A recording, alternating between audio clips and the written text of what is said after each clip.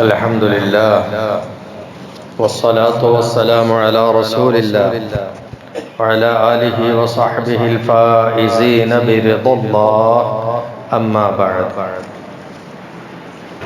عن ابن عمر رضي الله عنهما قال قال رسول الله صلى الله عليه وسلم علموا أبناءكم السباحة والرمي والمرأة المغزل. ബഹുമാനമുള്ള മോമിനീങ്ങളെ, പടച്ച റബ്ബിൻ്റെ പൊരുത്തം നമുക്കെല്ലാവർക്കും അവൻ പ്രദാനം ചെയ്യട്ടെ.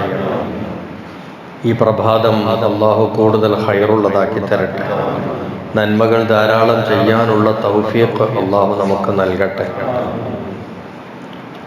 മഹാനായ ഉമർ ഇബ്നുൽ ഖത്താബ് റളിയല്ലാഹു അൻഹുവിൻ്റെ പുത്രനും തിരുനബിയുടെ സുന്നത്ത് അക്ഷരം പ്രതി ജീവിതത്തിൽ പകർത്തിയ ആളെന്ന ഖ്യാതി നേടിയ അബ്ദുല്ലാഹ് എന്ന മകൻ അബ്ദുല്ലാഹ് ഇബ്നു ഉമർ റളിയല്ലാഹു അൻഹുമ അവരിലൂടെ ഉദ്ധൃതമായ ഒരു ഹദീസാണ് ഇന്ന് നിങ്ങളെ കേൾപ്പിച്ചിട്ടുള്ളത്. മക്കളെ പഠിപ്പിക്കേണ്ട വിഷയത്തിൽ ഒന്ന് രണ്ടെണ്ണമാണ് കഴിഞ്ഞ പ്രഭാതങ്ങളിലൊക്കെ നമ്മൾ കേൾപ്പിച്ചത്. ഇന്ന് മറ്റൊരു വിഷയത്തെക്കുറിച്ച് അള്ളാഹുവിൻ്റെ തിരുദൂതർ പറയുന്നു, അല്ലിമു അബ്നാഅക്കും, നിങ്ങളുടെ ആൺമക്കളെ നിങ്ങൾ പഠിപ്പിക്കണം. അസ്സിബാഹത്ത, നീന്തൽ പഠിപ്പിക്കണം. വറമ്യ, ഹസ്ത്രപ്രയോഗങ്ങളും പഠിപ്പിക്കണം. ഏറ്, അമ്പെയ്ത്ത്, അതും നിങ്ങളുടെ ആൺമക്കൾക്ക് നിങ്ങൾ പഠിപ്പിച്ചു കൊടുക്കണം. വൽമർഅത, അതുപോലെ സ്ത്രീവർഗത്തിന് പഠിപ്പിച്ചു കൊടുക്കണം. അൽ മിഗ്സൽ, നൂല് നൂൽപ്പ് യന്ത്രത്തിന്റെ പ്രവർത്തനം, അഥവാ നൂല് നൂൽക്കുക, അത് ഉണ്ടാക്കുക, അത് നെയ്യുക, അങ്ങനെ തുടങ്ങിയിട്ടുള്ള കാര്യങ്ങൾ നിങ്ങളുടെ പെണ്ണുങ്ങൾക്ക്, പെൺമക്കൾക്ക് നിങ്ങൾ പഠിപ്പിച്ചു കൊടുക്കണോ. അപ്പൊ നമ്മുടെ ജീവിതത്തിൽ ഒരു പുരുഷൻ സ്ത്രീ എന്നുള്ള നിലക്ക് ഓരോരുത്തരുടെയും മണ്ഡലങ്ങളിൽ അവരവർക്ക് അത്യന്താപേക്ഷിതമായിട്ടുള്ള അവരുടെ ജീവിതവുമായി ബന്ധപ്പെട്ടിട്ടുള്ള വിഷയങ്ങളിലൊക്കെയും അവർക്ക് പ്രാവീണ്യം ഉണ്ടാവണം. പ്രാവീണ്യം വേണം. ആണുങ്ങൾക്കും വേണം, പെണ്ണുങ്ങൾക്കും വേണം.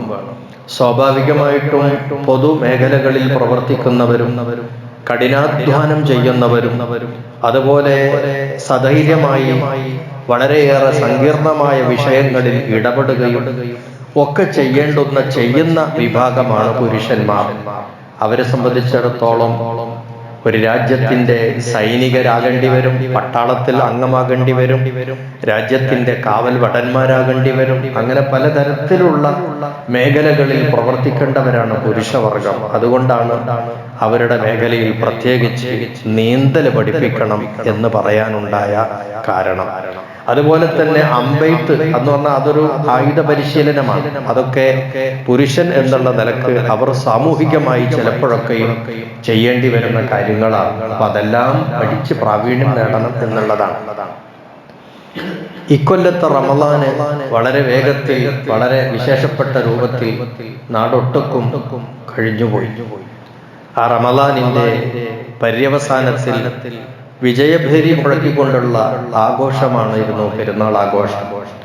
ആ ആഘോഷം പങ്കുകൊള്ളിക്കാൻ വേണ്ടി, ആഘോഷത്തിൽ പങ്കു ചേർക്കാനും പങ്കു ചേരാനും വേണ്ടി കുടുംബ അംഗങ്ങളും ബന്ധുക്കളും കൂട്ടുകാരും പരസ്പരം അങ്ങോട്ടും ഇങ്ങോട്ടും യാത്ര ചെയ്യുകയും പരസ്പരം സന്ദർശനം നടത്തുകയും വിരുന്ന് പാർക്കുകയും വിരുന്ന് കഴിക്കുകയും ഒക്കെയായി സന്തോഷത്തിൽ കഴിയുമ്പോഴും സങ്കടത്തിന്റെ വാർത്ത നമ്മൾ കേൾക്കാനിടയായി.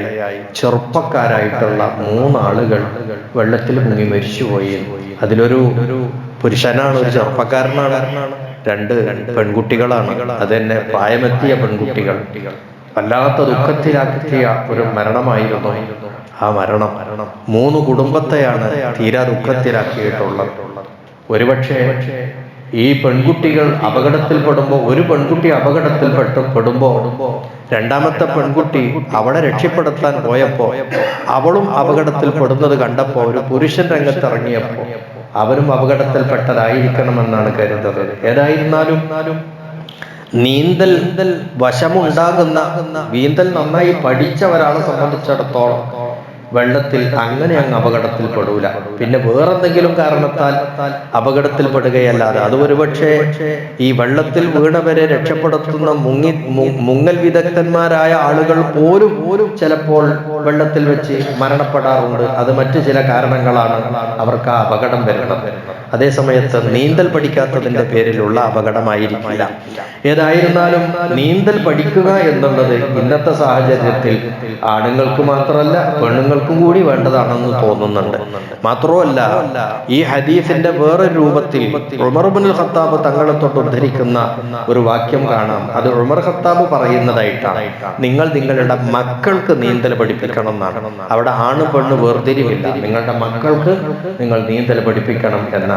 അപ്പോ പഠിപ്പിക്കുക എന്ന് പറയുമ്പോൾ തന്നെ നമുക്കതിൽ മനസ്സിലാക്കാം, അതൊരു പരിശീലകൻ വേണം.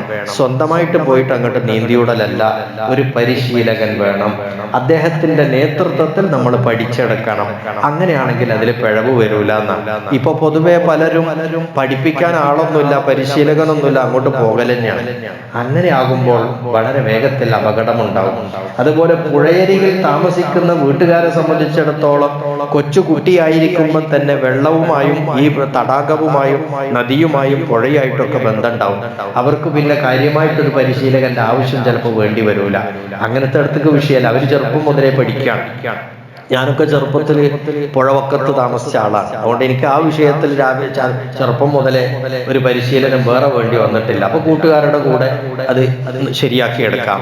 ഏതായിരുന്നാലും നീന്തൽ നിങ്ങൾ പഠിപ്പിക്കണം, കുട്ടികൾക്ക് പഠിപ്പിക്കണം എന്ന് പറയുമ്പോൾ ഒരു പരിശീലകന്റെ നേതൃത്വത്തിൽ ആവണം എന്നുള്ള സൂചന അതിൽ വരുന്നുണ്ട്. ഏതായിരുന്നാലും മക്കൾക്ക് നീന്തൽ പഠിപ്പിക്കണം. അതേപോലെ തന്നെ ഏറിന്റെ സൂത്രങ്ങൾ, ഒരു സ്ഥലത്തുനിന്ന് വേറെ സ്ഥലത്തേക്ക് നമ്മളൊരു കല്ലോ മറ്റോ എറിഞ്ഞാൽ അത് ഉദ്ദിഷ്ട സ്ഥലത്ത് എത്തിക്കുന്ന സൂത്രം അത് പരിശീലിച്ചെടുക്കുക എന്നുള്ളത് ചെറിയ വിഷയമല്ല. അതാണ് ഈ അമ്പെയ്ത്തിലും മറ്റൊക്കെ കാണുന്നത്. ദൂരെയുള്ള ഒന്നിനെ സ്വായത്തമാക്കുക, കീഴ്പ്പെടുത്തുകയൊക്കെ അതിൽ ലക്ഷ്യമുണ്ട്.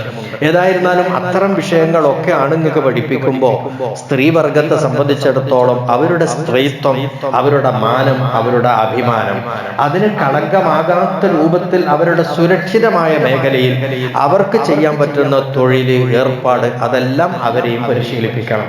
അതിൽ പെട്ടതാണ് നൂലുനൂൽപ്പ് എന്ന് പറയുന്നത്.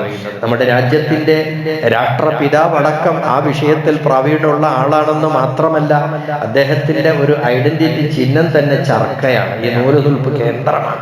ഇങ്ങനെ തുടങ്ങിയിട്ട് രാജ്യത്ത്, നമ്മുടെ ഇന്ത്യ രാജ്യം നോക്കിയാലും കാണാം, ഇനി ഇസ്ലാമികമായിട്ട് പരിശോധിച്ചാലും സ്ത്രീകളൊക്കെ ആ വിഷയത്തിലും കുടിൽ വ്യവസായങ്ങളും കുടിലുകളിൽ വെച്ച് ചെയ്യാൻ പറ്റുന്ന ജോലികളും തൊഴിലുകളും എല്ലാം അവരെയും പരിശീലിപ്പിച്ചെടുക്കുക എന്നുള്ളത്. ഇന്നിപ്പോ ടൈലറിംഗ് ആണ് ആ വിഷയത്തിൽ മികച്ചു നിൽക്കുന്നത്.